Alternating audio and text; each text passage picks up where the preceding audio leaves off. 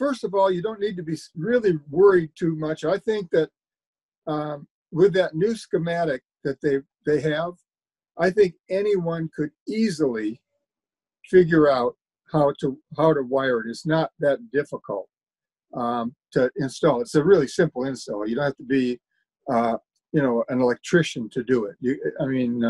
It's very simple, and they made it easy. And then I love the fact that they have those LEDs on there, because you can be rest assured that it's going to work. You don't have to wonder if it's working. You know, you can verify that you've wired it correctly and that it's working.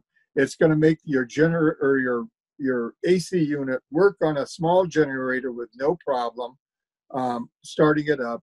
And it just, peace of mind.